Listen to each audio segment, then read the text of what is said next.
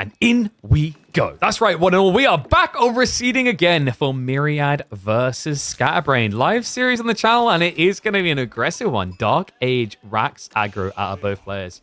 Receding has been a cool map so far. How have you guys been enjoying it? You been liking it? I think it's been pretty cool.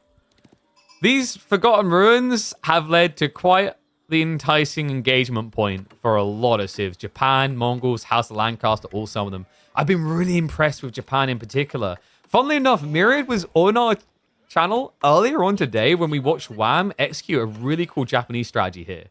Guys, it's actually quite valuable to play on Forgotten Ruins for Japanese because the Stone Gen allows you to eventually get Daimyo. And a Katana Bannerman in the Dark Age has an absurd amount of health. 155 HP with 3 melee and ranged armor is ludicrous for a Dark Age unit.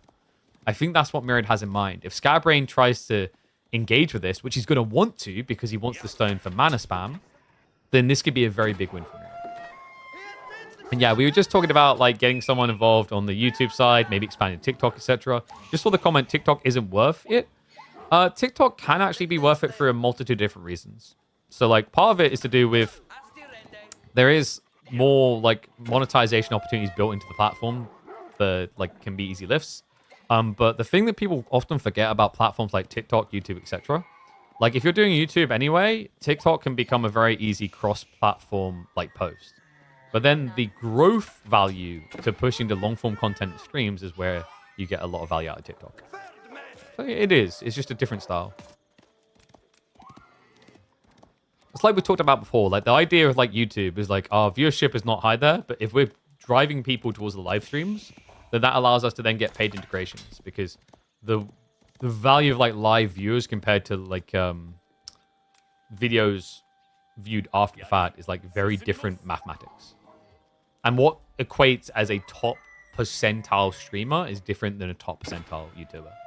Like by platform standards, we're very easily, I think at this stage, in the top percentage, definitely actually in the top percentage of Twitch streamers. It helps a lot of people like 2 viewer streamers. But by YouTube standards, we're nowhere near. Okay, so rack spam for Myriad wasn't actually about the stone at all. I'm a little bit surprised. I guess the Katana Bannerman play would be a bit weird against House of Lancaster in hindsight because your opponent wants Yeoman anyway, and the more spear spam you do, the better it feels for him. So Myriad just does this to skewer the food. Does mean, however, Scatterbrain is getting to have his cake and maybe eat it here because he's now going to move his spears for a deer shove. He could even think about going for a second Forgotten Ruins. I really rate this area highly for a Lancaster castle drop, which I think you can slot just about there. And then you can pop a mining camp between there and then build manas around this area. So that would secure you both double stone, which is going to be 120 stone a minute, meaning you could afford a mana per minute.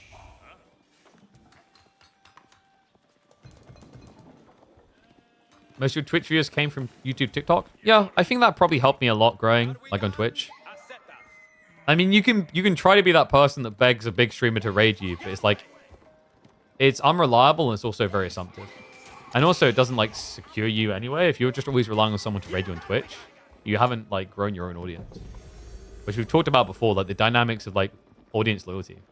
There'll be some people that'll watch me over another stream being live, but then vice versa. There's some people that will always watch, you know, like Adumu or Myriad or Beastie or whoever else when they're live instead. And sometimes it doesn't matter what you do. Actually, like the weird dynamics of being like a public figure is sometimes actually matters more what the other person does. As in like if they do something wrong. Like imagine you're like the biggest Myriad fan ever, and then you see all he does is picks Ottomans and goes fast imp. Unsubscribe. No, those days of Myriad is actually gone. I very rarely see him play Ottomans anymore. Did I take a picture for you for this map? Mate, I think you may need to talk to our Friday show match sponsor, if that's the case. Oh, dear. Also, like, honestly, if your eyebrows look like this, please, please seek a hairdresser that knows how to do facial hair. Oh, my God. Like, seeing, like, eyebrows like this just reminds me of, you know, when someone has no eyebrows and, like, oh, you're angry? I can't tell. And then they just, like, get the little marker and erase the fake eyebrows and put angry, like, angry lines.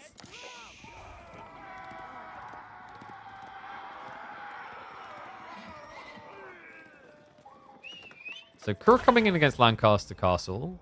The Lancaster Castle is very defensive, actually. I'm a bit shocked by that. I guess Scatterbrain... I think he's expecting Fast Castle. Because if it's Fast Castle, your opponent can't really decap these. Not easily. You've already got more spearmen than him. So, like, you know, building a Lancaster Castle out here is, like, very risky. And also, doesn't necessarily secure the long-term access. It puts you on the forward against potential siege. I do think, like, Scatterbrain, I see what he's doing. He wants the wood, so Yeoman Spearman becomes more viable. But they've definitely been doing a lot of value in cutting the map against Japan, because if this was Fast Castle, Japanese love going into Mount Samurai.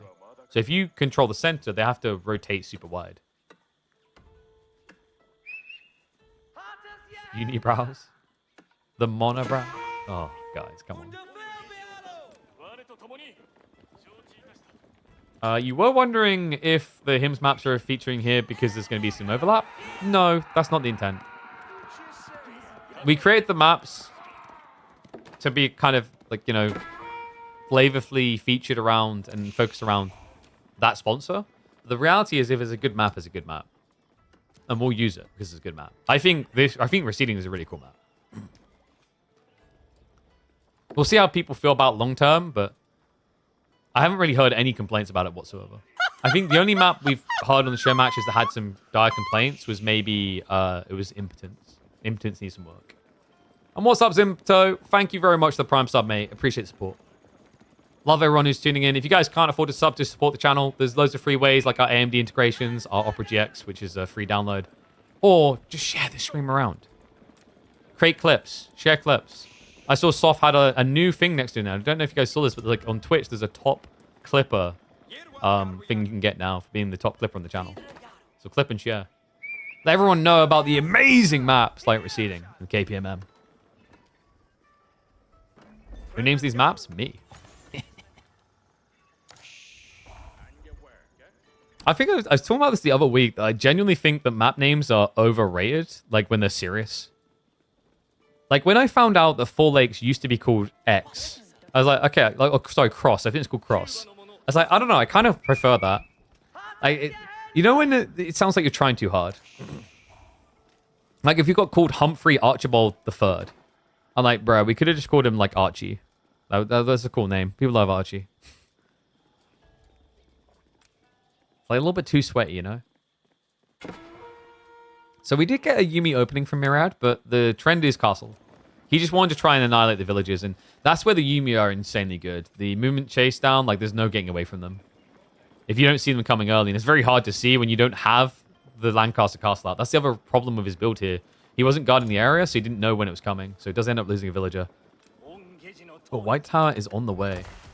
Are you guys okay with this? Because, like, I wouldn't be okay with this. I'd feel a bit sold out. The White Tower, I mean, it protects the manors. I guess Scatterbrain doesn't think he's going to need active wood gathering. That's the only thing I can think here, because you've got the gold, the deer, and then you've got the manors. Like, wood's a bit weird.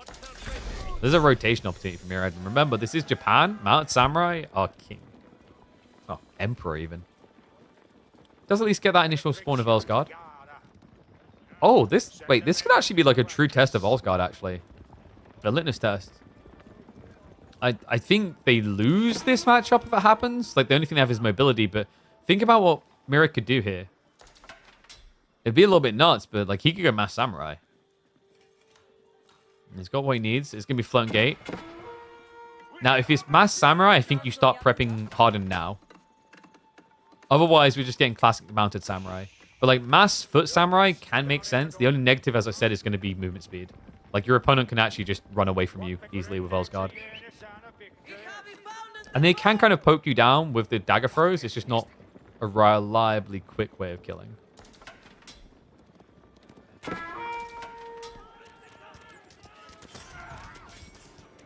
This is ambitious, though. Whoa, wait, what? He came up for the ball, and you see how impactful these Earlsguard are. Those dagger throws are the killers. He's even going to find kills in between.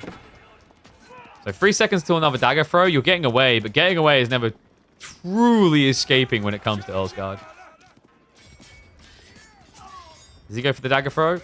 Because that one will be an insta-kill. You have to sometimes pull away. Dagger throw range is really odd. If you're within like 3 tiles, you'll always charge instead. Yeah, so instead of getting an extra kill, he gets none. A little bit rough. Tech up now complete. Miro does have Mount Samurai on the way, so we're not going to be seeing a Samurai Flood. He's just going for the tried and true. Can anyone in chat guess why I'd be worried about Mount Samurai instead of Samurai Flood here? It's very subtle what the problem could end up being, but it's important. So, for raiding, sure, Mount Samurai, great. But for direct engagement, remember what we said about the dagger throws? Dagger throws are really good at shutting people down when they have small unit counts. Now, if it was Mass Samurai, you'd overkill with a dagger throw a lot. But with Mount Samurai, like, there's one entity at a time. So all those dagger lobs add up pretty fast. Now, the trade-off, the advantage that Mira's looking for here is that his opponent can't run away. That's the idea. But if you just don't get enough Mount Samurai out, you'll melt straight away. Time being, things looking good, though. Scatbrain is a bit scattered on the map, actually. He's going to find the gold gathering. Another thing that's awkward about Mira's choice here is Mount Samurai are expensive, especially on gold, and all the gold is forward-facing. So great read, Scatbrain able to deny resources. Mira did get some reserves here in the gold. So we'll better get a few more of the Samurai out. Scatbrain, I wonder, is there ever a world in which he goes back spear? I mean, does he even need to? Like, at this point, the game might just be over. Oh my god. I think Earlsguard is becoming a problem. Okay, so I want to defend them. There is one where manners are the problem again. I feel like manners, even though it's just 3 of them, they enable a lot of this so often. And the other thing is when someone starts mannering, you have to act as if they're going to build even more manners. You have to react accordingly. But then, like, Scatbrain done here so elegantly, he just stopped at 3, teched, and then flooded. This is crazy, man. Like, this might be the most bullyish, cheesiest fast castle build we now have in AoE4. Earlsguard. Would have been interesting to see the Odachi response with Samurai, but we will not get there. The Mounted Samurai fall, and the Earlsguard are always on watch.